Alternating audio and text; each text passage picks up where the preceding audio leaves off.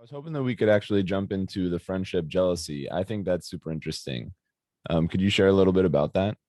Yeah, so I'm not the first person to think about this. People like Peter DeSholi, Rob Kurzban, Burkett, David Buss have all talked about jealousy and particularly how important friendships are, and that if your friend makes a new friend and you stand to sort of lose your place in the friendship hierarchy, you might feel jealous. So jealousy is distinct from envy. Envy is what we feel when somebody else has something we want. Jealousy we feel when we might lose something we have to somebody else. And so when we might lose a valued friend to somebody else, we feel jealousy, and it could spur behavior that helps us sort of prevent the threat.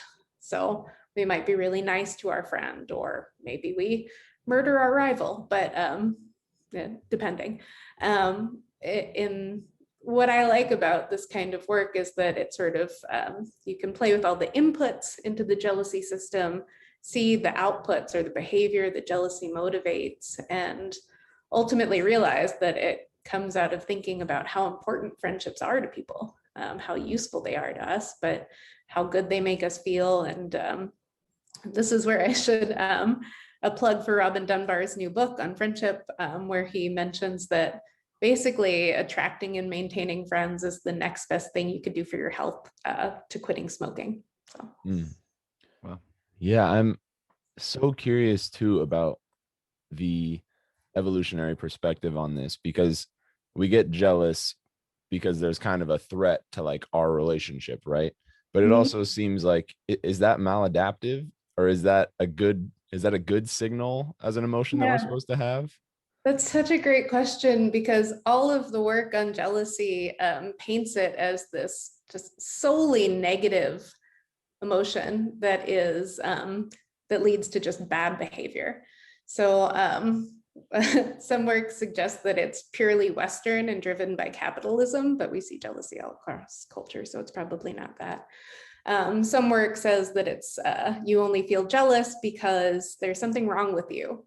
You're too immature to realize that one relationship can't fulfill all your needs.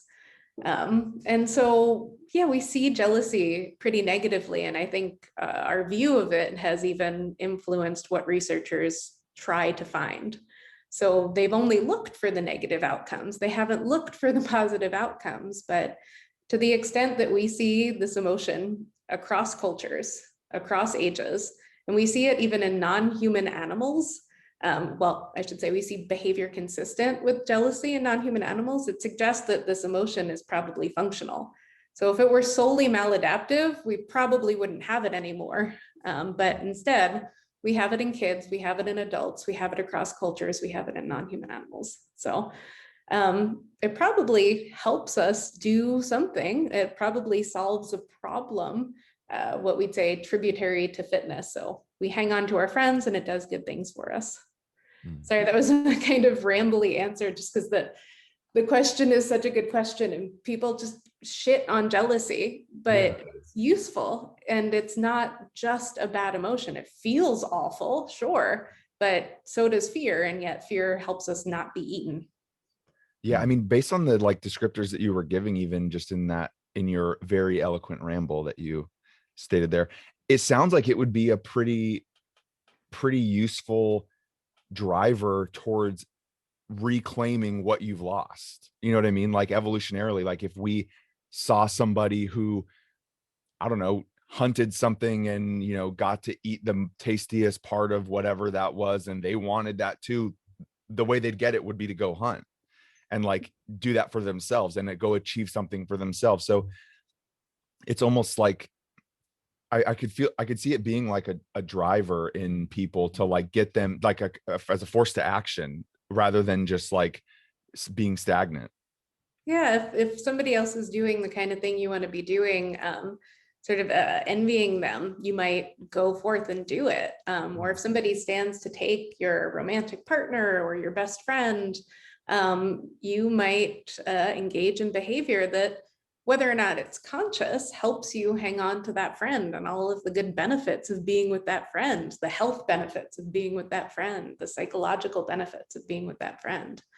I mean, if there seems to be a little bit of a gender difference here, but if one of you started just not hanging out with the other at all and only, or started a podcast with somebody else, I mean, the other one would probably be a little bit jealous. And You want to start a podcast? you Sorry, don't want Nick. me, trust me. I'm the worst at this. You do not want me, but yeah. I was trying to see if we could get a reaction out of Nick. Flips the table. Richard Dawkins and I are gonna start a podcast. I respect that. That would Just be get him sleeping through everything. Yeah, sleeping through it. There we go. This is so fascinating because this brought up a memory of in grade school. This is about like 5th grade or so. I had like a crush on this girl in my class, and there was a point to where she liked me back, and of course things were so great, and I felt like so happy and in love, pretty much of what I thought. And then she went and liked somebody else, and our connection wasn't as stable, and I found myself like trying to become best friends with this other guy. Like I felt this pull. I didn't even know, like consciously I feel like I knew somewhat what I was doing, but I did feel this unconscious drive to like move towards him and be as close with him, to try to like stay in that relationship somehow. And it was the weirdest feeling, because I knew that I was probably being pretty weird. Like like people are probably looking at me like, wow, like we know exactly why you're doing this, because you still want to be in that relationship. But at the same time, it was almost like I didn't have control over like really feeling that drive towards that. So these factors that are at play are so interesting. Yeah, I mean, the general premise is that we sort of have these mental mechanisms that help us solve the problems our ancestors were currently faced. And so you might have felt that way because you come from generations upon generations of people who, when something they valued was threatened, a relationship they valued was threatened, they felt jealousy and did something about it. And people who in the past didn't feel jealousy in those same situations and then didn't do anything about it and potentially lost their friends or partners, they aren't our ancestors. They are the ones that made it.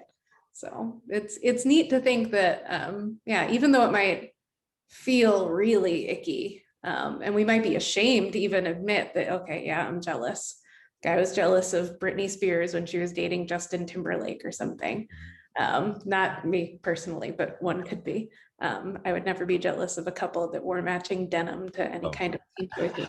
Unbelievable. They're iconic, but yeah, hideous.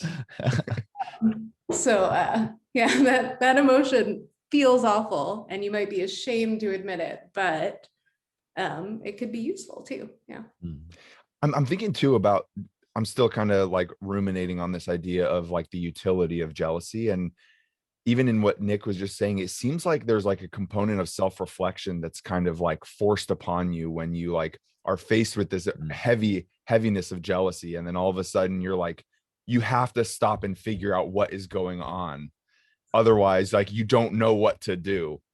But there's like probably like a lot of, personal growth that comes out of like stopping and trying to understand like, well, why did that person choose them over me? Or in the friendship scenario, right? Like, well, maybe I need to be a better friend. And like, and then it like kind of helps guide some of your social like decisions that you make to like, okay, if the girl I like likes guys who do that, maybe I need to do that. And I think we probably hope that that's a positive, action in society, not like hopefully it's like, maybe I was rude and I need to stop being rude, not, biker gang dude, shoot 'em up kind of guys. And then I need to be a biker dude and start shooting people also. We hope it's not that, but yeah, I'm curious if like, has there been any like, or have you done any research, or do you have any insights on what the like self-reflection piece that goes along with being jealous may have as like as a factor for the whole story here? So I guess what I'd say to that is the when you realize you're jealous, that's when you might feel ashamed. But another part of it is that you could do something that is maybe a little bit nicer to yourself, which is okay. I feel jealous. This is normal. Probably every person in the history of people has felt this. And what does it mean? And so when you ask yourself that, instead of saying, okay, well, I must be deficient, or I'm the victim of Western capitalistic values, or I must have low self-esteem, or no one will ever love me, you could just say, I really value this friend or this partner, and recognize that. And that might lead to some personal growth potentially. I mean, you could even strengthen your friendship by saying, hey, you're spending all this time with somebody else. I really value our friendship, and I feel jealous, and I'm embarrassed and ashamed that I feel jealous. So I think recognizing it doesn't have to be part of the behavior that jealousy can motivate, but when we recognize it, maybe we could do some potentially better stuff about it. Yeah. I think that this is so important to talk about, because I don't think I've ever discussed like the utility of jealousy specifically, because like you said, in our culture, it's such an emotion that's so shamed. And I think that a lot of emotions get shamed, but when we break them down and think about, like, there is definitely a reason as to why we're feeling this, it can help us not feel so isolated or embarrassed or guilty. Yeah, it would be really nice to not have to feel sort of those awful emotions because we recognize we're feeling an emotion that people say is icky or feels icky. Randy Nesse has some really cool stuff on negative emotions. He's sort of the father of evolutionary medicine, and runs the Center for Evolution in Medicine at ASU. Super cool dude, Best Lifetime Award winner recently.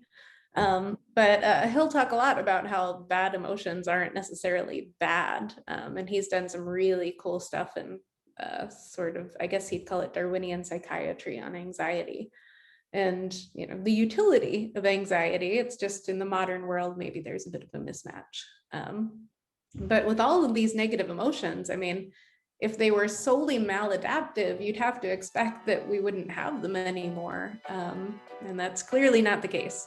So thanks for watching, everybody. We appreciate you tuning into that, and we hope you found that helpful. If you're interested in watching more professors give us a deep dive in some of their areas of expertise, please click on the video below. And also subscribe right here. We hope you have a good day. See you in the next one. See ya.